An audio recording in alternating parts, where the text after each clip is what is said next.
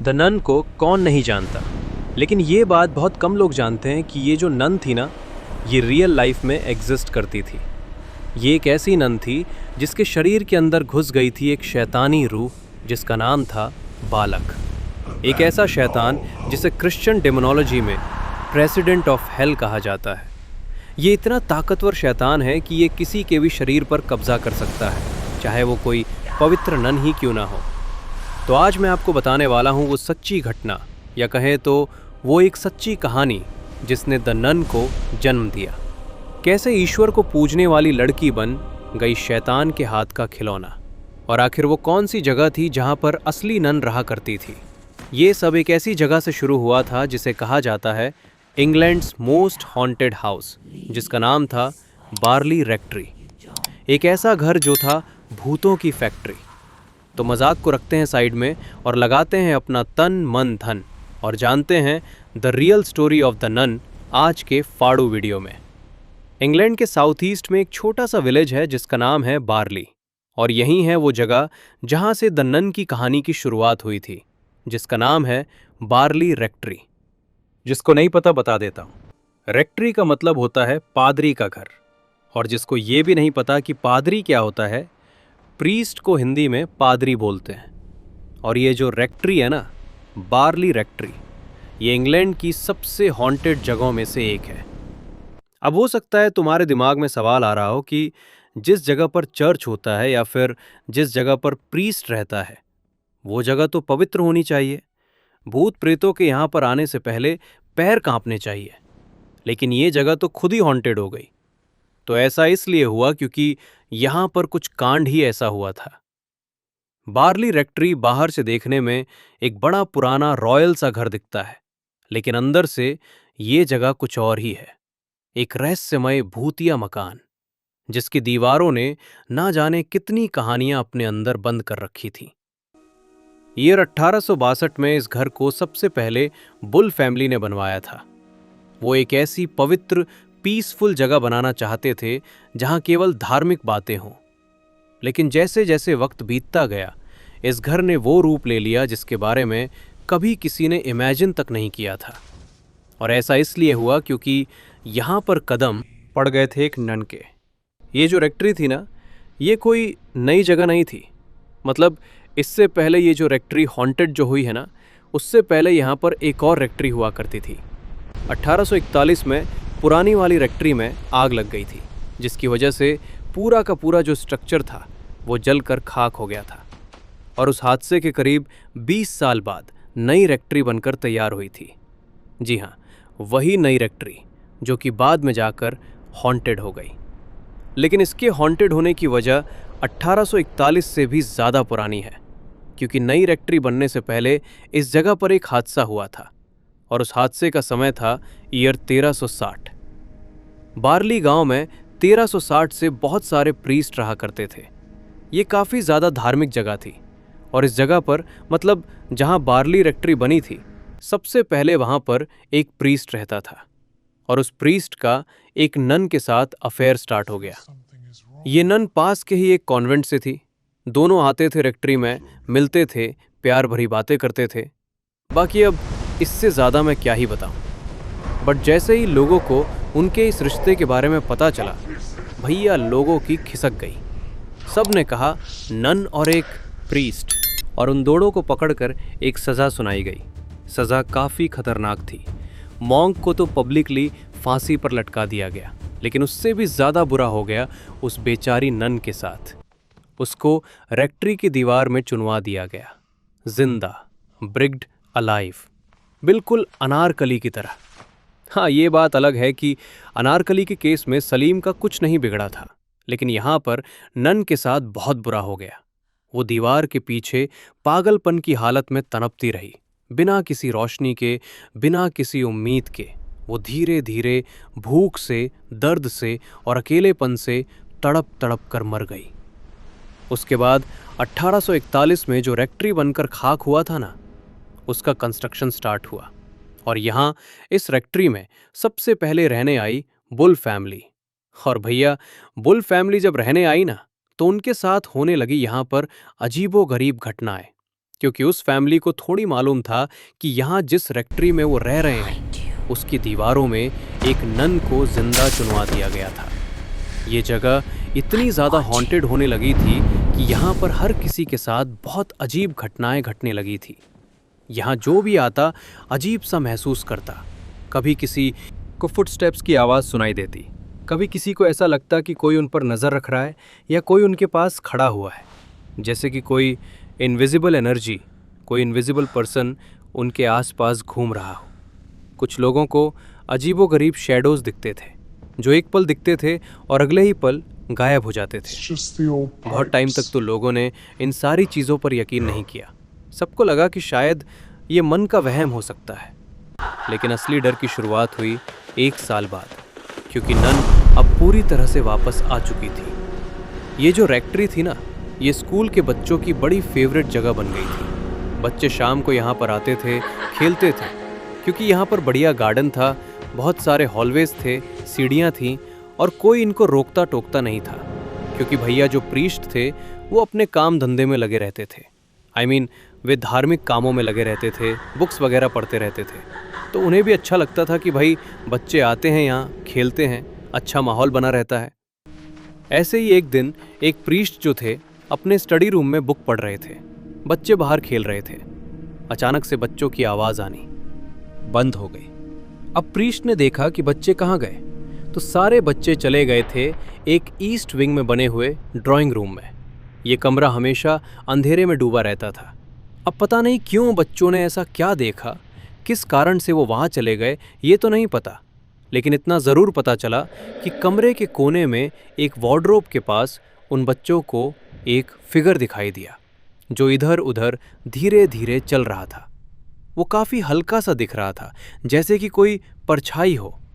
वो देखने के बाद बच्चे डर की वजह से वहीं जम गए, वहीं रुक गए। उनके मुंह से आवाज़ नहीं निकली। वो चुपचाप उस फिगर को देखते रहे। वो एक औरत थी। वो वार्डरोब के सामने चलते चलते अचानक से रुक गई और उसके बाद उसने अपनी गर्दन घुमाई बच्चों की तरफ। वो धीरे धीरे उन बच्चों की तरफ बढ़ने लगी। जब वो बहुत पास आ गई तो बच्चों ने देखा कि वो कोई साया नहीं था, बल्कि वो एक बहुत बूढ़ी औरत थी। एक ऐसी बूढ़ी औरत जिसने शायद सदियों से खाना नहीं खाया था। वो एक स्केलेटन जैसी हो गई थी। उसकी आंखें अंदर धंस चुकी थी। बहुत ही ज्यादा बूढ़ी थी वो, बहुत ही कमजोर, बहुत ही डरावनी। लेकिन सबसे डरावनी बात ये नहीं थी। डरावनी बात तो ये थी, जब बच्चों ने नीचे देखा तो उसके पैर जमीन पर नहीं थे, वो हवा में उड़ रही थी। बच्चों ने चीख कर उस ड्राइंग रूम से भागना शुरू कर दिया। तब तक प्रीस्ट भी वहां पहुंच चुके थे। उन्होंने बच्चों को रोकने की कोशिश की, पूछने की कोशिश की, और जो बच्चों ने बताया भागते भागते डरते हुए, प्रीस्ट को यकीन नहीं हुआ। उन्होंने इस कमरे में जाकर देखा। वहां पर बस सन्नाटा था, एक ठंडी खामोशी। लेकिन प्रीस्ट समझ गए कि यहां कुछ तो गड़बड़ है। मतलब प्रीस्ट ने ऐसा नहीं बोला था, ये तो मैं अपनी तरफ से ऐड कर रहा हूं। तो प्रीस्ट ने उन्हें समझाने की कोशिश की बच्चों को कि देखो बच्चों, भूत वूत कुछ नहीं होता, डरो मत, आराम से अपने घर जाओ और यहां पर खेलने आना। लेकिन उस घटना के बाद भैया, बच्चों ने वहां पर आना बंद कर दिया, क्योंकि बच्चे बहुत समझदार होते हैं। बच्चों को बहुत अच्छे से मालूम होता है कि क्या करना चाहिए और क्या नहीं करना चाहिए। जैसे कि अगर वो कोई YouTube वीडियो देख रहे हैं तो उन्हें मालूम है कि वीडियो है, इसको लाइक कर देना चाहिए, तो फटाफट से वीडियो को लाइक कर दो, क्योंकि आगे कुछ खतरनाक होने वाला है। समय बीतता गया। प्रीस्ट भी उस घटना के बारे में भूल गए। उन्होंने शांति से अपना जीवन उस रेक्ट्री में गुजार दिया। करीब 37 साल तक उन्हें कोई भूत प्रेत कुछ नहीं दिखाई दिया, ना कोई आहट, ना कोई साया। वो मान चुके थे कि शायद वो जो कुछ भी हुआ था एक पुरानी घटना थी, एक मन का वहम था। अब समय आ गया। वो प्रीस्ट रिटायर होने वाले थे और उसी रिटायरमेंट के वीक पर अतीत की एक परछाई ने उनके दरवाजे पर दस्तक दे दी। वाह, क्या तो लाइंस लिखता हूं यार मैं। बहुत बढ़िया, बहुत शानदार। मेरा कहने का मतलब ये था कि उसी वीक, जिस वीक वो रिटायर होने वाले थे, प्रीस्ट उस वीक में कुछ कांड हो गया। तो मुझे कमेंट करके बताओ कि तुम्हें ये लाइन अच्छी लगी या ये लाइन अच्छी लगी। मतलब क्या शायराना अंदाज था। अतीत की परछाई ने दस्तक दी। वाह। चलो फिर से सीरियस हो जाते हैं, मजाक नहीं। एक शाम वो अपने स्टडी रूम में बैठे थे, हर रोज की तरह एक बुक पढ़ रहे थे। तभी अचानक से जानी पहचानी चीख सुनाई दी। लेकिन इस बार ये आवाज घर के अंदर से नहीं आई थी बाहर कोर्टयार्ड से। वो तेजी से उठे, उन्होंने खिड़की से बाहर झांका। चारों ओर सन्नाटा था, लेकिन हवा कुछ कह रही थी, ऐसा कुछ जो उन्होंने शायद 37 साल पहले भी महसूस किया था। वो नीचे गए कोर्टयार्ड में, तो वहाँ की घनी झाड़ियों में उन्हें कुछ अजीब सा महसूस हुआ। वो आगे जब गए तो उन्हें दिखाई दिया एक साया, एक औरत का साया, बिल्कुल वैसा ही जैसा उन बच्चों ने 37 साल पहले एक्सप्लेन किया था। एक लंबी सी वाइट कलर की पोशाक पहने हुए, नन वाली ड्रेस पहने हुए एक औरत जो काफ़ी बूढ़ी थी, काफ़ी डरावनी थी। उसका सिर झुका हुआ था, उसकी आंखें दिखाई नहीं दे रही थी। वो गार्डन में एकदम शांत खड़ी थी। प्रीस्ट को जैसे ही अपनी आंखों पर यकीन आता, वो हवा में धुएं की तरह गायब हो गई, जैसे कि वहां पर शायद कुछ था ही नहीं। और फिर शुरू हो गई वो कहानी जिसे लोग आज भी कहते हैं the return of barley nun. अब वैसे तो इस नन की आत्मा के साथ लोगों के इमोशंस जुड़े हुए थे। लोगों का कहना था कि उस बेचारी के साथ 1360 में काफ़ी गलत हो गया था, उसको जिंदा नहीं चुनवाना चाहिए था। लोगों को लगता था कि वो एक ऐसी आत्मा है जो दो दुनियाओं के बीच में फंस गई है, उसे मुक्ति नहीं मिली है। उसका शरीर और उसकी आत्मा आज भी रेक्ट्री की दीवारों के बीच ही कैद है। अब ये जो प्रीस्ट थे जिन्होंने साया देखा था, ये रिटायर हो गए और यहाँ से चले गए। उसके बाद यहाँ पर एक नई फैमिली रहने को आई, जिसमें थे रेवरेंड गाय स्मिथ और उनकी पत्नी मैबल। शुरुआत में सब कुछ ठीक था, लेकिन फिर वही सब घटनाएं होने लगी। एक दिन मैबल घर की सफाई कर रही थी, तो वो ईस्ट विंग में बने हुए एक पुराने ड्राइंग रूम में पहुंची। सफाई करते करते उन्होंने वार्डरोब खोला और उनकी चीख निकल गई। वहां उसने जो देखा वो किसी नाइटमेयर से कम नहीं था। मैबल ने चीखते हुए अपने हस्बैंड को बुलाया और उसके बाद कॉल किया गया उस चर्च की अथॉरिटी को, क्योंकि उस वार्डरोब के अंदर रखा हुआ था एक स्कल, एक इंसानी खोपड़ी थी उसके अंदर। अब ये कहाँ से आई थी? ये पुराने प्रीस्ट ने छोड़ी थी या फिर इसके पीछे कुछ राज था? ये उस नन की खोपड़ी थी, नोबडी नोज। लेकिन भैया ये तो था एक क्राइम केस, तो इसकी पुलिस ने इन्वेस्टिगेशन की और जब इसकी रिपोर्ट आई तो पता चला ये स्कल 100 साल पुराना था। ये किसी यंग वुमन का स्कल था। हालांकि ये जो स्मिथ परिवार था वो ज़्यादा डरे नहीं, क्योंकि वो धार्मिक टाइप के लोग थे, भूतों से नहीं डरते थे। तो उन्होंने खोपड़ी को हटा दिया, लेकिन खोपड़ी हटाने से प्रॉब्लम सॉल्व नहीं होती, प्रॉब्लम बढ़ गई। उनको भी आवाज़ें सुनाई देने लगी, साए दिखाई देने लगे, उनके घर की चीज़ें अचानक मूव करने लगी। वही सब कुछ जो हर हॉरर फिल्म में एक भूत करता है, बिकॉज भूतों को कुछ नया करना आता ही नहीं है। भैया आसपास कोई तो नहीं है ना? नहीं तो कुछ नया करके दिखा दे मुझे। भाई अभी आवाज़ मेरे रूम में एकदम से टक कर। चलो हम शूट को कंटिन्यू करते हैं। अब तो मुझे डर लगने लगा यार। सॉरी। तो ये जो फैमिली थी, उन्होंने डेली मिरर नाम के एक न्यूज़पेपर से कांटेक्ट किया। उन्हें सारी घटनाएं बताईं ताकि इसके बारे में पब्लिक को पता चल सके। अब ये सारी इन्वेस्टिगेशन करने के लिए एक प्रेस रिपोर्टर उनके रेक्ट्री में आया और वो साथ लेकर आया अपने एक इन्वेस्टिगेटर को, जो एक पैरानॉर्मल रिसर्चर था और उस टाइम इंग्लैंड में काफ़ी ज़्यादा फेमस था। उसका नाम था हैरी प्राइस। अब हैरी प्राइस ने जैसे ही इस जगह का दौरा किया, वो घूमे, तो वो समझ गए कि यहाँ पर कुछ तो गड़बड़ है। ऐसा हैरी ने नहीं बोला था, ये मैं अपने हिसाब से बोल रहा हूँ। अब हैरी ने सुझाव दिया कि यहाँ पर जो आत्मा है ना, वो काफ़ी टाइम से है, तो उस आत्मा को हटाने से बेहतर है कि तुम ही हट जाओ। तो 3 साल तक उस फैमिली ने, स्मिथ फैमिली ने जैसे तैसे अपना समय काटा, लेकिन वो सरवाइव नहीं कर पाए। मतलब उन्होंने कहा छोड़ दो भैया, इससे पहले कि ये साया हमको निपटा दे। अब जैसे ही वो लोग इस रेक्ट्री को छोड़ कर गए, यहाँ पर आई फॉस्टर फैमिली रहने के लिए। उसमें 2 लोग थे, लायनल और मैरियन फॉस्टर। ये जब रहने आए तो इनके हाथ से एक दिया गिरा या फिर एक लालटेन गिरी, जो कुछ भी हुआ, एक कुछ मिस्टेक हुई जिसकी वजह से रेक्ट्री में आग लग गई। ये वो आग थी जिसने सबसे पहले बनी हुई रेक्ट्री को आग में भस्म कर दिया था। अब चूंकि रेक्ट्री जल चुकी थी, यहाँ पर कोई रह नहीं सकता था, तो 1944 में इसको तोड़ दिया गया। ये वो समय था जब वर्ल्ड वॉर 2 चल रहा था।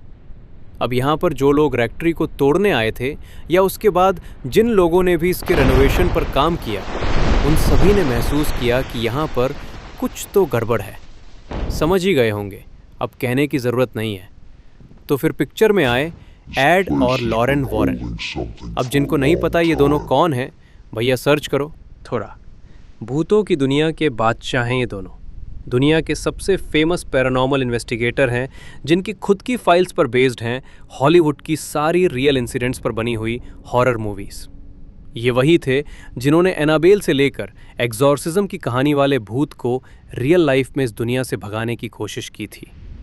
अब यहाँ पर एक नई रेक्ट्री बनी, उसमें हुई कुछ भूतिया घटनाएं एड और लॉरेन वॉरेन ने इसकी इन्वेस्टिगेशन की।